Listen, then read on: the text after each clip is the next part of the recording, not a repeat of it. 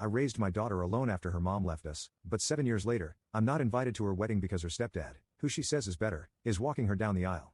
So, I decided to give this special gift to my niece instead, and now my daughter is crying crocodile tears. I saw it in her eyes that she had already made her decision, and that broke my heart even more. I asked her how she could do this to me after everything we had been through together. How could she just cut me out of such an important moment in her life? She almost seemed annoyed by my question, like she didn't understand why I was so upset. She said that David was better because he could afford to pay for the wedding. It was like she didn't even care about my feelings. I was heartbroken. I couldn't believe my daughter, my little girl whom I had raised and loved, could be so cruel. It felt like all those years of being there for her meant nothing. I told her okay if that's what she wanted, then I was okay with it. But I wasn't fine with it at all. Inside, I was shattered.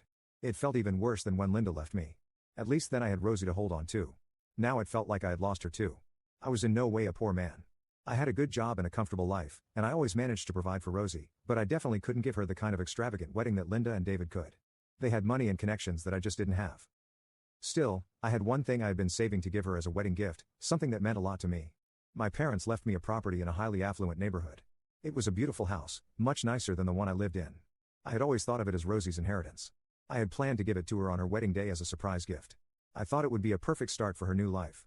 It was my way of showing her how much I loved her and how much I wanted to support her future. But since I wasn't invited to the wedding, I started to question if there was any point in giving her this gift. I mean, why would I give her something so valuable if she didn't even want me at her wedding? It hurt to think that she might not care about my gift just like she didn't seem to care about my feelings when she chose David over me. I have a niece, Lily, whom I love a lot. She's always been there for me, and we have a great relationship. She's studying hard, working part-time, and dreaming of her own future. She's kind and thoughtful and has always made an effort to keep in touch, even when things got tough with the family.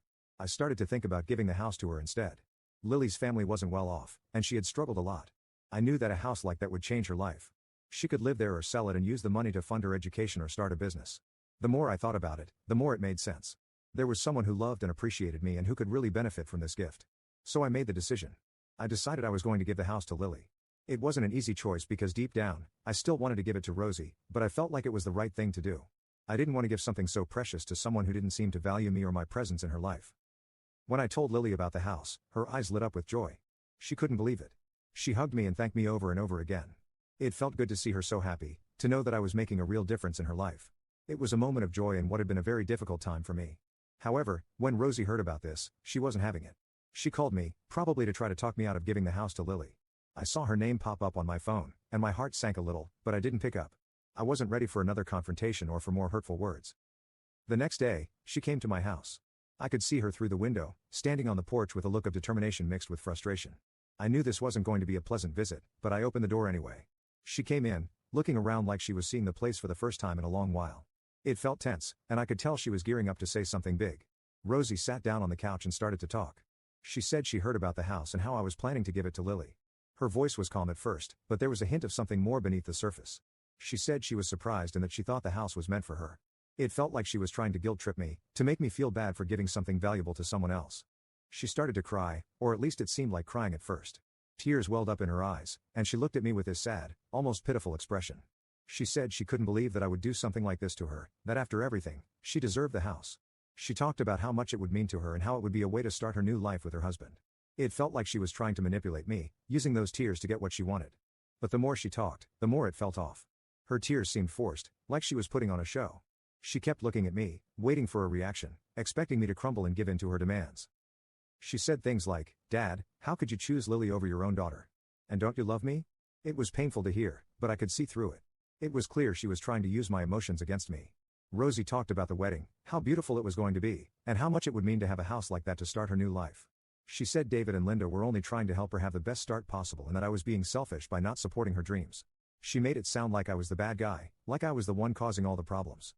It was hard to listen to because deep down, I just wanted to make her happy. She kept crying and saying she couldn't understand why I would do this to her. She tried to make me feel guilty for not being at her wedding and for not being the one to walk her down the aisle. She said she missed me and wanted things to be like they used to be, but it didn't feel genuine. It felt like she was saying whatever she thought would make me change my mind about the house. She even said that I could come to the wedding if I wanted. It felt like a last-ditch effort to win me over. She framed it like she was doing me a favor by letting me attend. But I told her that I didn't want to do this anymore. I was done being manipulated and treated like an option instead of a priority. It wasn't just about the wedding or the house. It was about how I had been pushed aside and how my feelings had been disregarded. However, some of my relatives are now telling me that I took things too far. What do you guys think? Update 1. Hello everyone, thank you for your kind words. Your support really means a lot to me.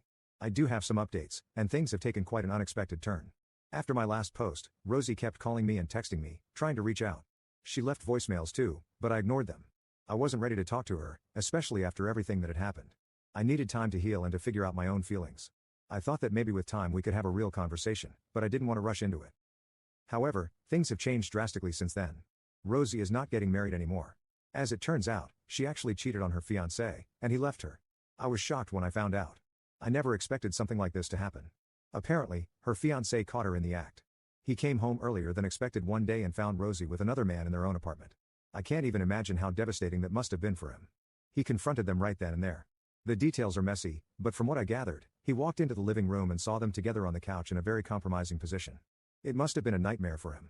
I heard that he was so furious and heartbroken that he didn't even give them a chance to explain. He immediately kicked her out, telling her to take her things and never come back.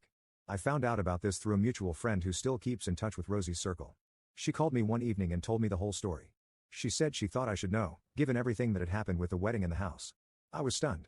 I didn't know what to think or how to feel.